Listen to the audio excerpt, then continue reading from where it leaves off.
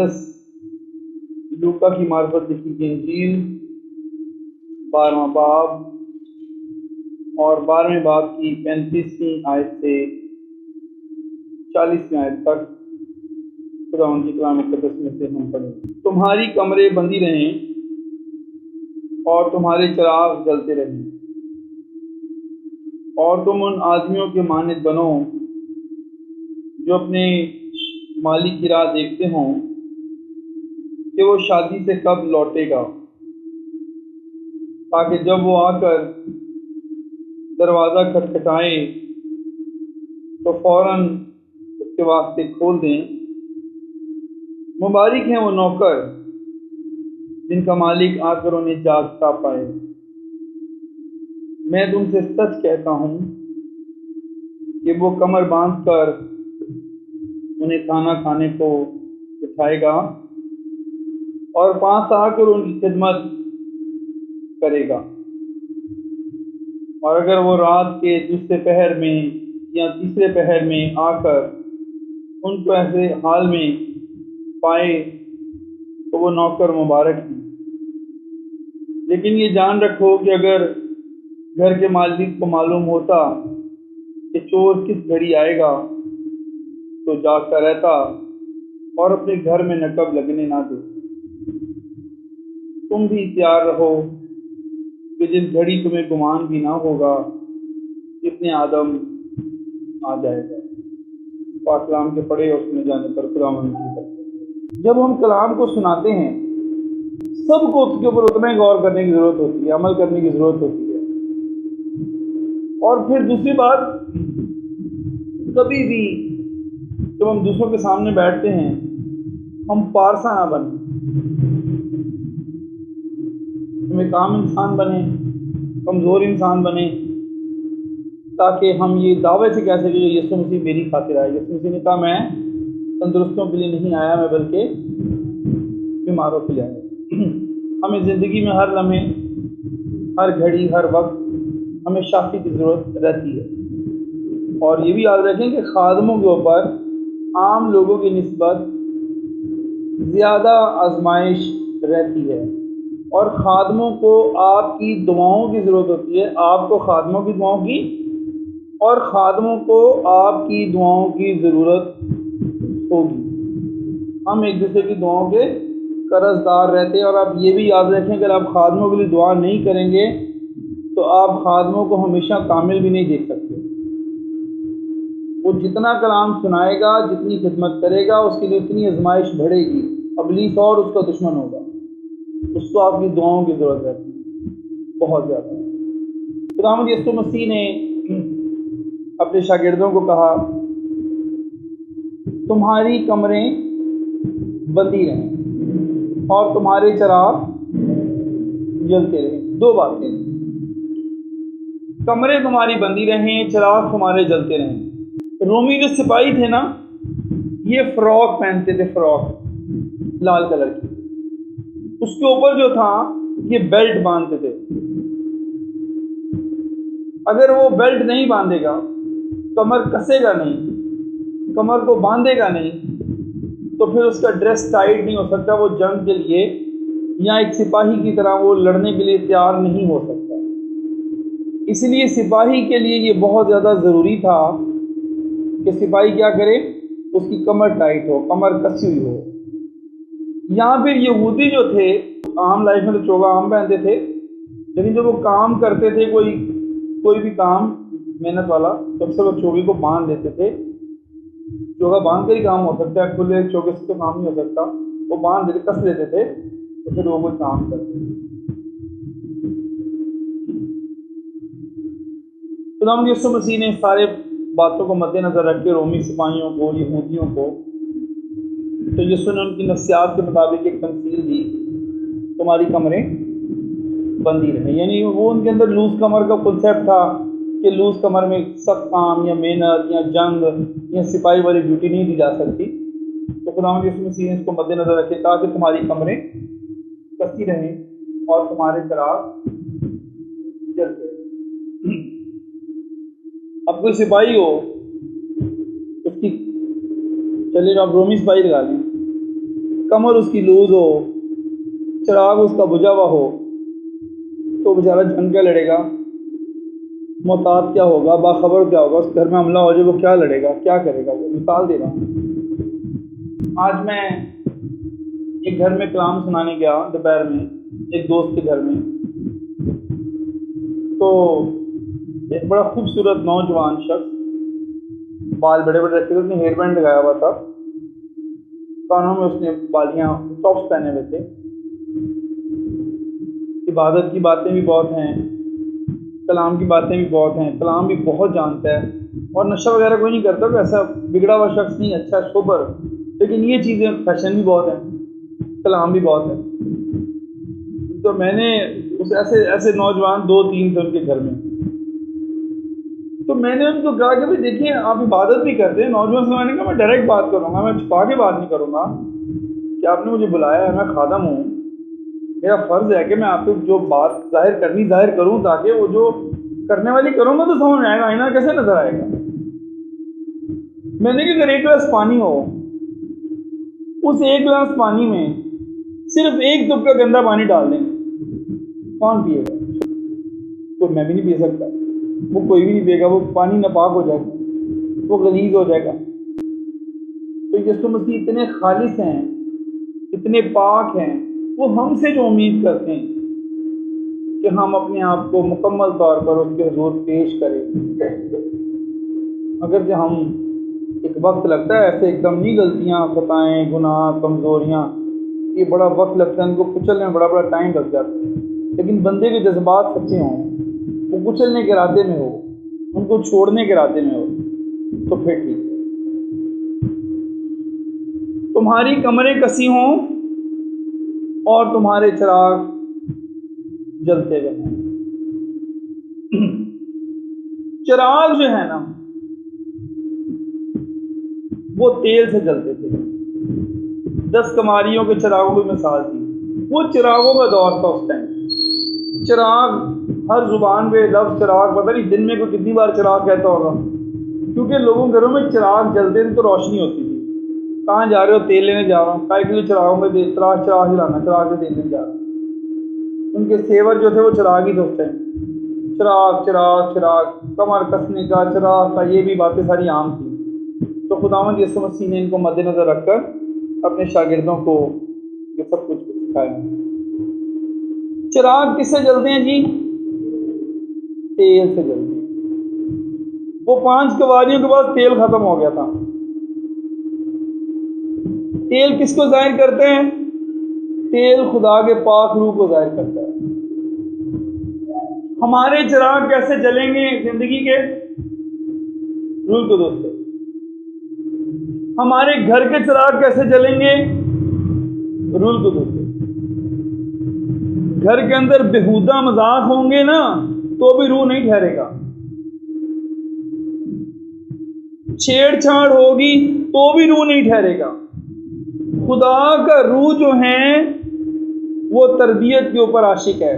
आज आप मेरी बात याद रखें। खुदा का जो रूह है वो इन तरबियत के ऊपर आशिक है, हिकमत पर आशिक है। आप जितना ज़्यादा हिकमत पसंद हो जाएंगे, दिन ब दिन तरबियत पसंद हो जाएंगे, अपनी गलतियां मानने लगेंगे, उनको दुरुस्त करने की कोशिश में लग जाएंगे, दुआ करेंगे, रूह आपके ऊपर आशिक होता जाएगा।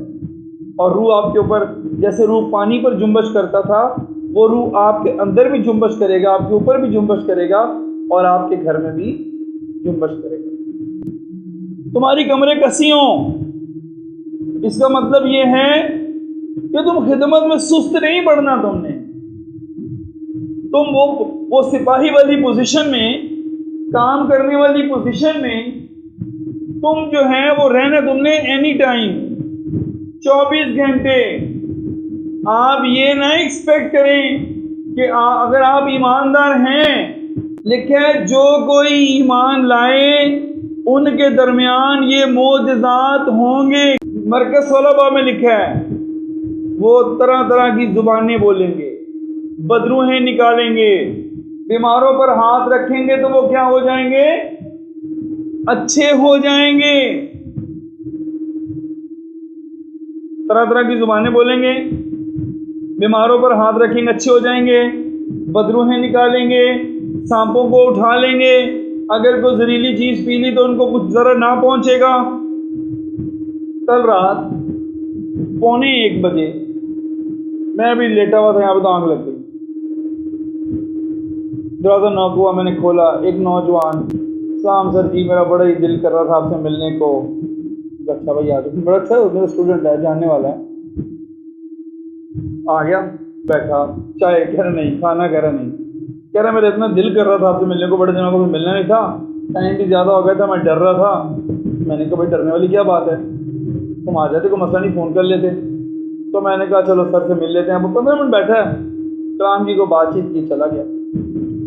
खुदावंद यीशु मसीह दिन में उन लोगों को कलाम सुनाते थे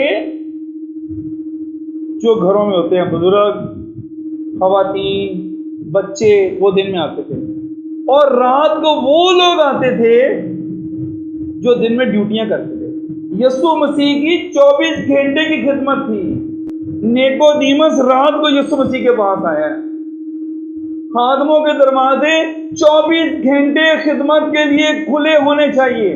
खादमों की बीवियां 24 घंटे किचन में खड़ी होने के लिए, पकाने के लिए, चाय बनाने के लिए, खाना बनाने के लिए, किसी परदेसी के लिए, किसी मोहताज के लिए, किसी गरीब के लिए, किसी खादम के लिए, उनको भी तैयार रहना चाहिए। तुम्हारी कमरे और तुम्हारे चिराग, ये नहीं कहना फिर आपने ये तो रात 1 बजे आ गए ने, तो ये तो 11 हो सकता है कोई यतीम हो सकता है कोई भूखा बैठा हुआ हो सकता है कोई परेशान इतना ज्यादा हो,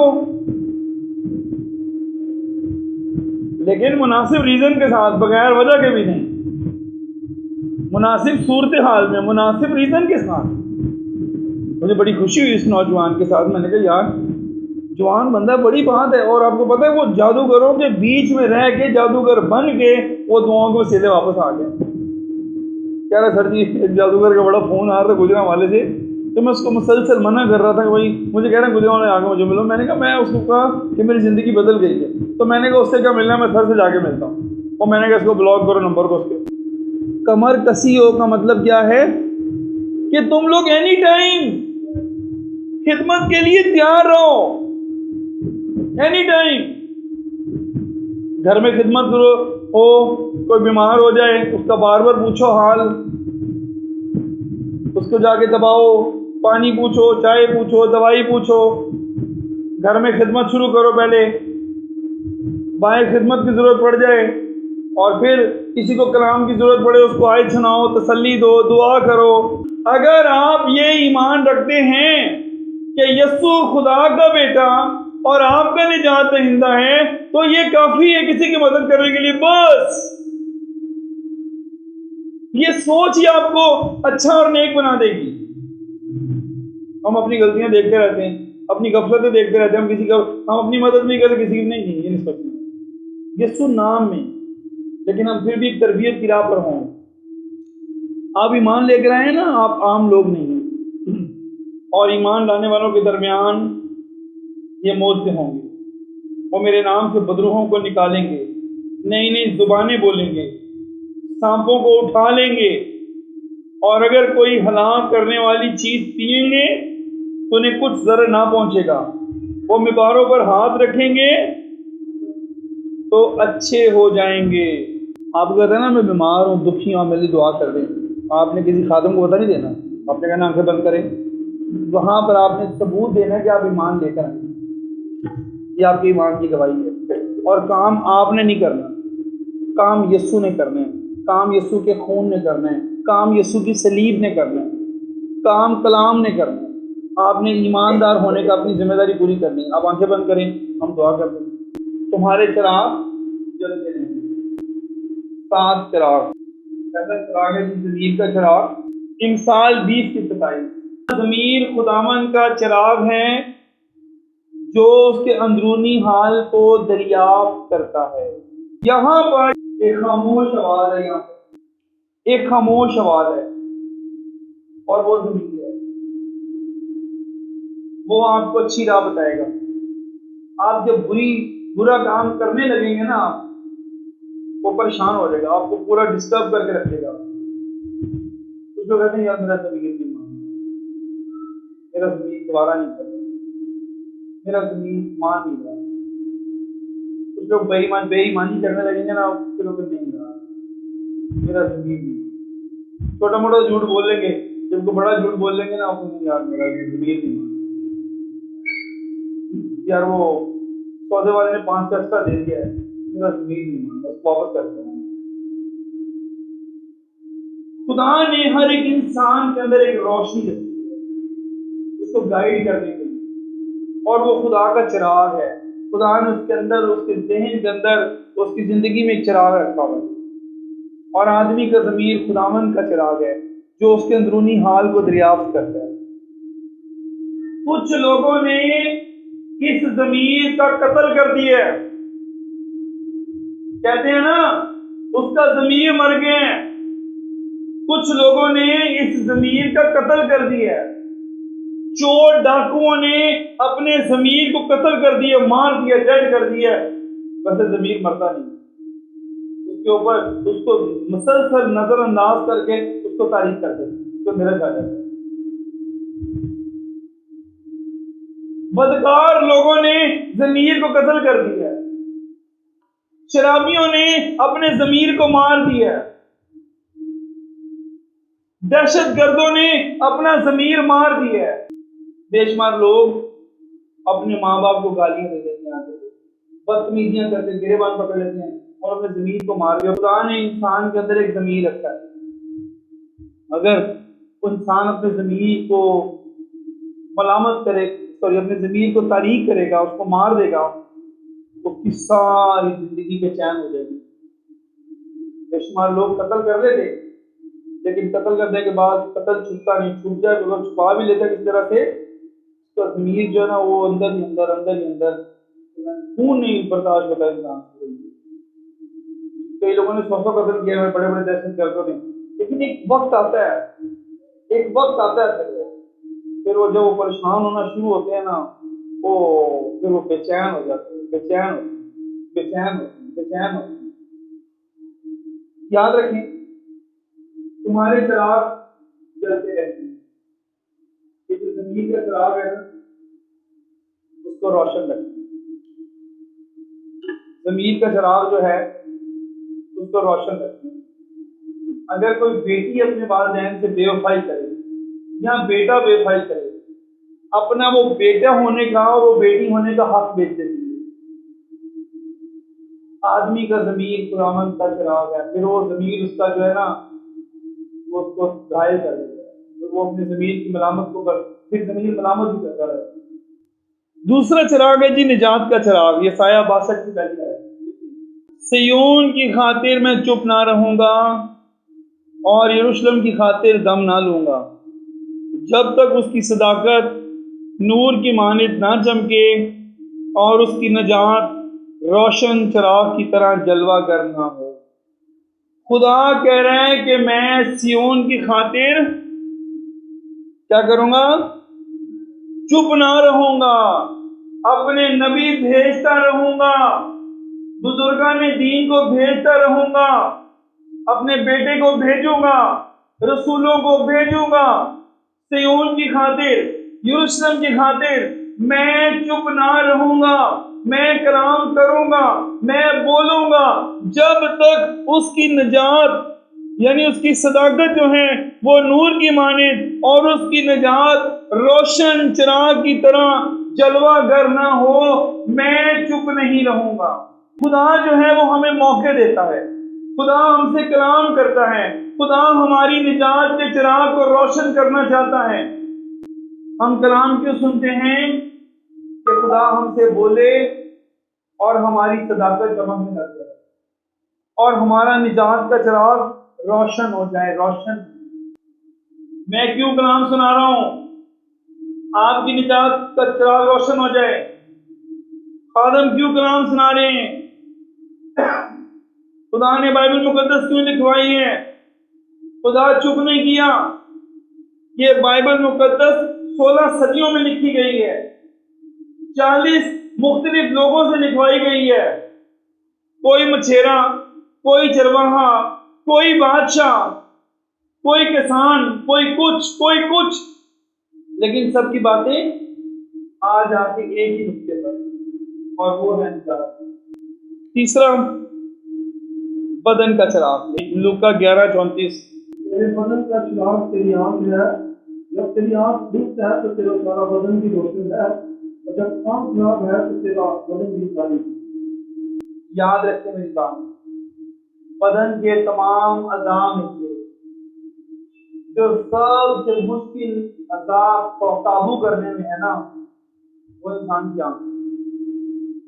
और आंख एक ऐसी चीज है, पहले माँ हवा ने सबसे पहले फल को देखा, गुनाह का सबसे पहले जरिया आंख बनी, और जिसकी आंख कंट्रोल में नहीं, आंखें कंट्रोल में नहीं है, समझ लो कि उसका सारा बदन यीशु कहते हैं तारीफ है, वो अंधेरे से भरा हुआ है। पुरानी फितरत आदम के गुनाह का असर पूरा जोर मारता उसके अंदर। बहुत बड़ी जंग है, बहुत बड़ी जंग है। आदम का गुनाह जो है वो इंसान की फितरत में शामिल हो गया, और सिर्फ एक ही चीज है, वो सिर्फ खुदा की कलाम के अटैचमेंट या खुदा का खौफ है, उसी को सीधे वो फितरत में गालिब आ सकता है। वरना पुरानी फितरत तो हर वक्त उसको गिराने के लिए रेडी रहती है, हर वक्त इंसान को गिराने के लिए रेडी रहती है। बदन का चिराग इंसान की आंख है। नंबर 4, खुशहाली का चिराग। अयूब 29 की 2-4। काश कि मैं ऐसा होता जैसा विशिष्ट महीनों में, यानी जैसा उन दिनों में जब खुदा मेरी हिफाजत करता, आगे, जब उसका चिराग मेरे सर पर रोशन रहता था और मैं अंधेरे में उसके नूर के जरिए से चलता था, जैसा मैं अपनी बलमंदी के अयाम में था, जब खुदा की खुशबूदी मेरे दिल पर थी। वैसा क्या करेगा अगर खुदा की खुशनुदी तेरे पर ही ना हो, खुदा की तरफ से खुशहाली का चिराग ही रोशन ना हो। ये खुशहाली का चिराग है। खुशहाली, खुदा के खौफ में रहना, मुतमिन रहना, सादा खा लेना लेकिन उसमें इत्मीनान हो, तसल्ली हो, सेहत हो, बार बार डॉक्टरों की तरफ ना जाना पड़े, जिंदगी में खुशहाली हो, इत्मीनान हो, तसल्ली हो। खुशहाली का मतलब खाली अमीरी नहीं है। खुदावंद यीशु मसीह ने गरीब जिंदगी गुजारी, यीशु मसीह ने गरीब आना जिंदगी पसंद की। मुकद्दस पौलुस रसूल किराए के घर में रहे, उन्होंने गरीबाना जिंदगी गुजारी, बल्कि वो ईमानदारों को सब मुश्किल में रहने देते हैं। बनी इसराइल को तो जानबूझ के मुश्किल में डाला, जिससे वो बहुत प्यार करता है ना, उसको पूरी ख्वाहिशें जल देता है, और ख्वाहिशें इंसान को बिगाड़ दी हैं। अमीर बंदा तो जब उसके पास अकाउंट भरा हुआ है तो वो तो खुदा ही नहीं कहेगा, वो तो भूल जाएगा खुदा को। अमीरी का जो सबसे बड़ा खतरा होता है वो ये होता है कि अमीरी में जाके बंदा खुदा को भूल जाता है। इसीलिए मिसाल में लिखे ना कि मुझे मेरी जरूरत के मुताबिक दे, इतना ना दे कि मैं तुझे भूल जाऊं, इतना कम ना दे कि मैं चोरी करूं, मुझे अपनी जरूरत के मुताबिक दे। जिसको खुदा देता है, आप में से कितने लोग यहाँ बैठे हैं जिनका बनी इसराइल कौम के बियाबान से हालत बेहतर है? सबकी बेहतर है। हम लोग फिर भी कुछ नहीं होते, फिर भी शिकवे करते, शिकायतें करते, ये हमारा बेड है, ये हमारा घर है, ये हमारा ये है, ये मेरे पास इतने कपड़े हैं, ये है, इतनी जूती हैं। तो खुदा अगर बियाबान में ले गया तो फिर क्या होगा? हम तो इसमें फेल हो जाते हैं। 5वां पॉइंट, फरमान चिराग। फरमान एक चिराग है। इंसान पढ़े जी 6 बाब की 23 में आए, क्योंकि फरमान चिराग है और तलीम नूर और तरबियत की मलामत हयात की राह। फरमान किसे कहते हैं, कौन बताएगा? हुक्म। फरमान क्या है, कलाम क्या बता रहे हैं? खुदा का हुक्म क्या है?